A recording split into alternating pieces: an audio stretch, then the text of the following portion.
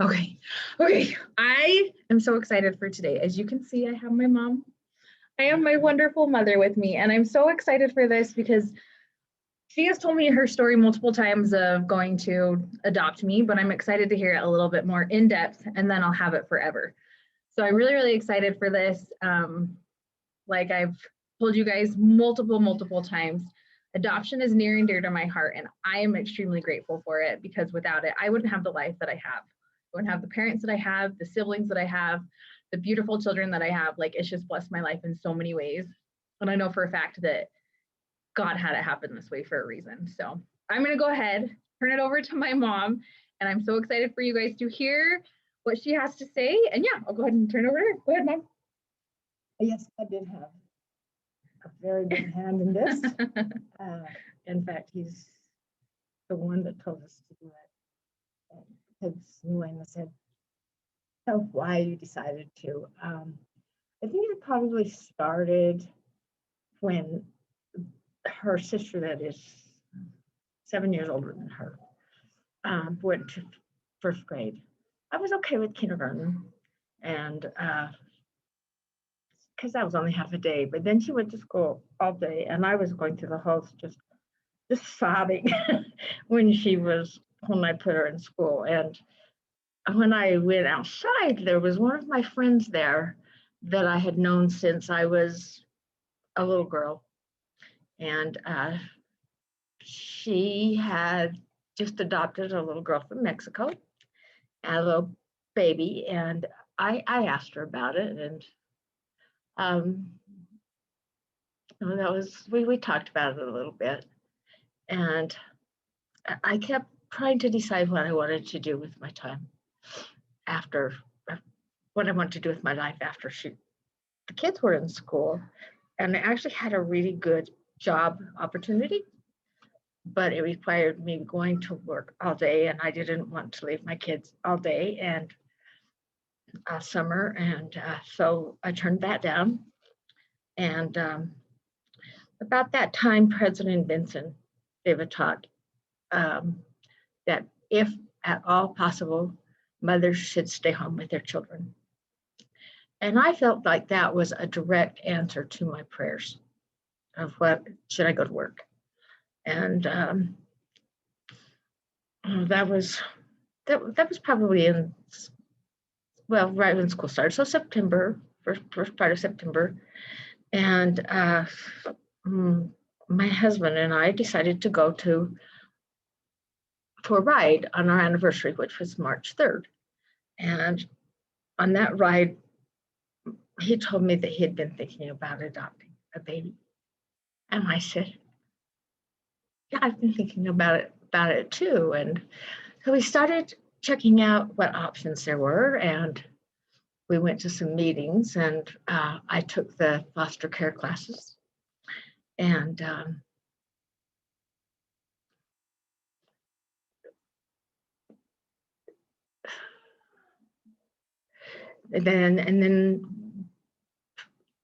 I don't even know how to put this. One day I was in the grocery store, and there was a lady there, and she had a really blonde little girl, and a little dark little girl. And so I knew that the little dark girl must have been adopted.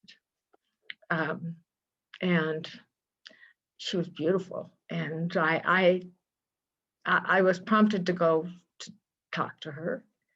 And I said to myself, I don't know this lady. I can't just go ask her.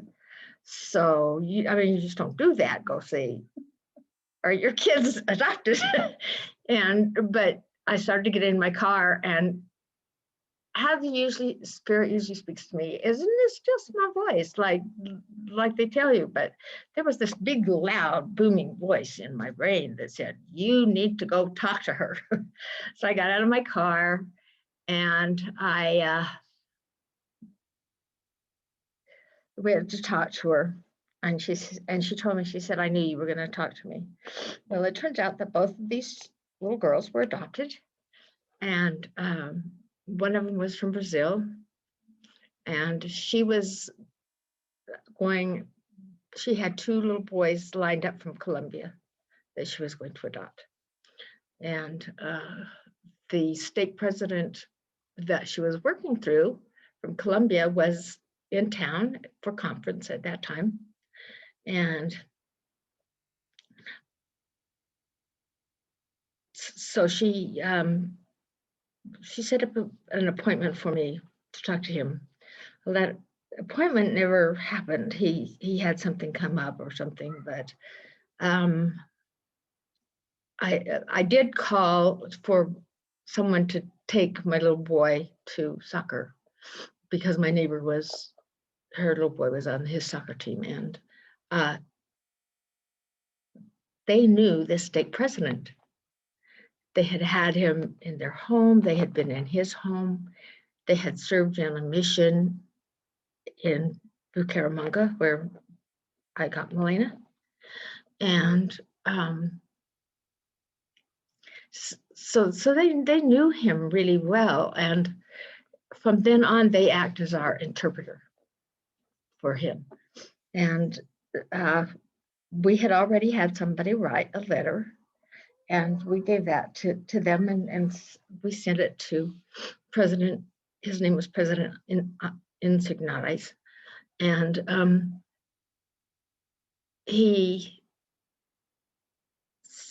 we started getting our paperwork ready, and there's a really lot of paperwork, especially for an adoption. And in September, well, we'd all the time been working on these, and I'd feel the inspiration that we needed to have our neighbor go to come talk to President Insignares on our phone, and come to find out there was a document that he would need. And he would say, well, yeah, we're doing pretty good, but we need this document. And we'd been waiting for it for months. And then it would come in the mail the next day. It was just amazing. And that happened every time I felt inspired, talk to him. And then one day in September, I got a telephone call from someone who helped him here. And she told me that they had a baby ready and asked us if we had our papers ready. And we did, except for one document. And nobody else was anywhere close on their documents. And as soon as she called me, I knew that was supposed to be our baby. And Mike flew to San Francisco, I think, and got that last paper signed. And then we made reservations to go down. There was someone that already had a court date to get Milena, and she was going to adopt Milena and a little boy, an older little boy. They'd been married for 18 years. They lived in Bountiful where we did. I don't know her, and she had never been able to get pregnant, and she found out she was pregnant with twins. So they decided not to adopt. Wow, that was amazing. And that was a real miracle for us, I think. Everything worked out that way, the way it was supposed to. So I went down, and she was about 2.5 weeks old when I got there. And as when I landed in Bogota, and we spent the night in Bogota, the lawyer met me that we worked through, and she had relatives in Bogota. And then we flew to Bucaramanga the next morning, and they brought Milena to me, and they handed her to me, and everybody was crying. I was crying, and the lawyer was crying, and the lawyer's brother was crying, and the lawyer's mother was crying. And we were just all sitting here with this little new baby the sobbing. And for those of you mothers who have not adopted but have had children, it felt the same. When they gave me that baby was my baby. And the same as when I had my other children. And a lot of people say, well, we had 4 children already. And a lot of people say, well, why did you decide to adopt when you already had 4 children? And the only thing I could say is that God told us to. And he really, really did. And I had some questions about it. I mean, I thought I was too old. I wanted to have my children a lot younger. And I had made that goal and tell her. And I kept coming back to the thought, well, I can't go to God and say, well, I didn't adopt because I'm too old. You know, I just didn't think that was going to fly with him. So, and then one night I was really questioning, and I was reading the scriptures, and was reading in the Doctrine and Covenants section. I just opened my scriptures, and there was the Doctrine and Covenants section 6, where the Lord is talking to Oliver Cowdery, and Oliver Cowdery has asked and asked and asked to be able to have the opportunity to translate. And in that section, the Lord tells him, you've asked and you've asked, and I've told you that you would, and I've told you that you would, and you will. So I've already answered your prayer. Don't ask me anymore. And I say, I didn't seek that scripture out. That one was just the one that opened to me. And so we'll go back to when I was back in Colombia. And I was scary because it was right in the middle of the drug wars. And while I was there were 2 chapels that were bombed, 2 LDS chapels. And one of the judges was killed, and he was the leader of the Communist Party. So they closed the courts for 2 weeks. And the day they opened happened to be the day that I had my court day for mine. And so, you know, it was a very interesting experience to be in Colombia. They I don't know what you want to know about that. Well, like, what did you end up doing since you had to wait? Like, did they show you around? Did you hang out? They Like, showed me around some. Mostly I hung out. They wouldn't let me answer the phone or the door. that makes sense. Yes. That makes sense. And there were bars up to all the windows. And only the living room was enclosed and the bedrooms were enclosed, but it was kind of an L shape, and the kitchen was open to this courtyard. Okay. And there was no ceiling over the courtyard. Oh. Where the kitchen was?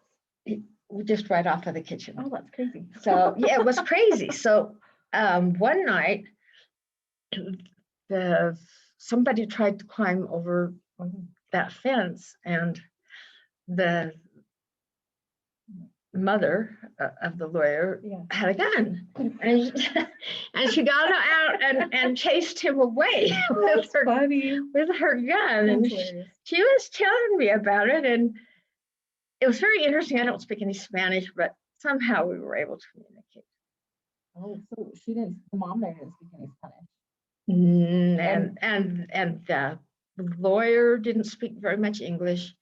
And the brother, who I stayed at the lawyer's mother's house, and her 2 brothers lived with her. And neither one of them spoke very much English. And where you were probably with them the most, right? And I was with them the most. Yeah. 1 week I spent with the stake president, and they didn't speak English either. Isn't it crazy how it works though? Like, Yeah. that you guys were still able to communicate with. Or like, that's so crazy. That's so crazy. That's so crazy. Okay, so now tell me about like after your court date and coming back home and all that kind of stuff. Okay, after, at the court date, they asked a lot of questions like, is there going to be racial prejudice against her? Oh wow. That's And crazy. Was it just because you were coming back to the States and because you were white, or? it was because I'm sure that they wanted to make sure that you wouldn't have problems when you got here. Yeah, that makes sense. And I had a brother who had adopted two half Hispanic kids. His wife's two kids, and they were half Hispanic. And that was Bonnie and Bo. And I was like, who is this? Bo and Donnie. Okay. And Your cousin, not your brother. You said brother, so I was thinking which brother. I didn't know. A cousin, right? no, my brother, Fred. Oh, Fred adopted that's them. right. Bonnie and Bo. Okay. Donnie Yeah, and Bo. that's right. Yeah. And he had adopted them. She had, on the other side of the family, she had a cousin that was part Alaskan. I said, I don't think there's going to be any problems. Now, when we first decided where we wanted to go to adopt, it was always I wanted Hispanic. I always wanted Hispanic. But my family was so racially prejudiced that I knew that a Black child would never be accepted. Eventually they would have.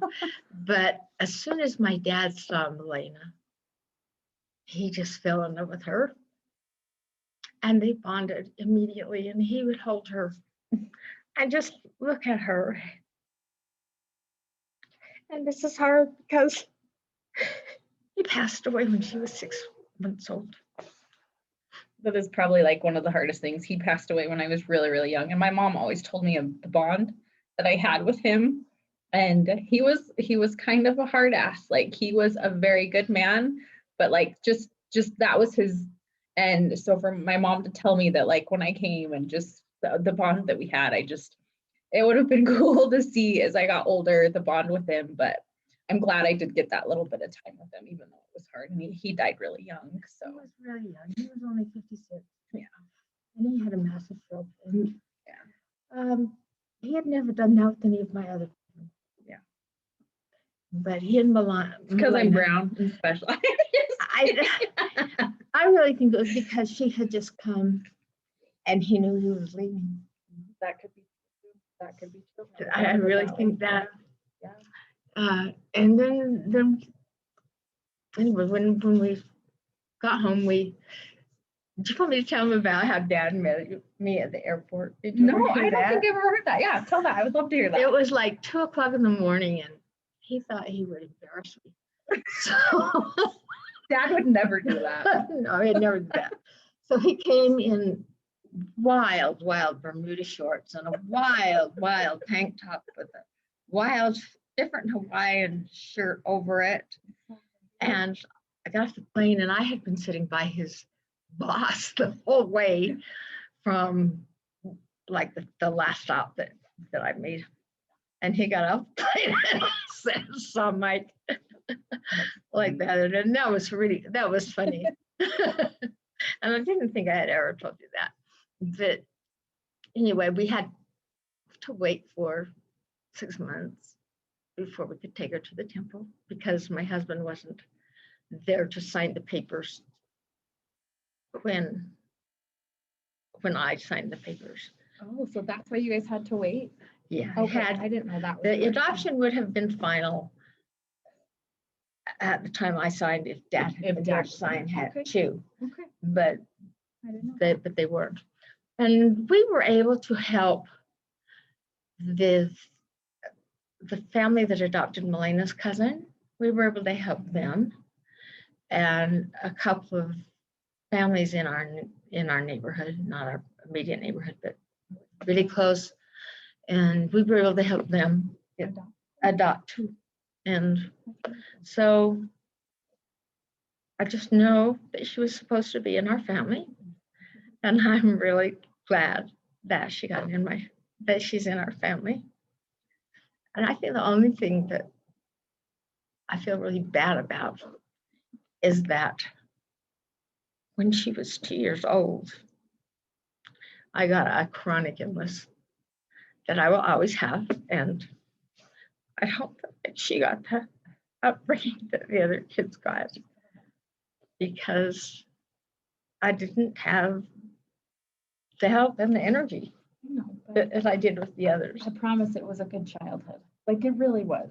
Like it really was. So don't beat yourself And up. I pushed myself really hard so that it would be. No, it was. And I think one of the great things too is the neighborhood we lived in and all the friends that I had. And all the friends. Yeah. And I was a Kool-Aid mom. All the friends were always For cookies, and I remember that. Everything. Yeah. Everything. All the friends were always at my house. They came for breakfast. They came after school. And I made them go home and eat dinner. So what did, like, when you brought me home, what did, like, Kimberly and Bob and David and Katie all think of me? Oh, they were so ecstatic. And Kimberly was the first one that got to hold you because she wanted to so bad. And I really thought Dad should have. Yeah. But Kimberly wanted to so bad. And you know how giving Dad is, that he let her.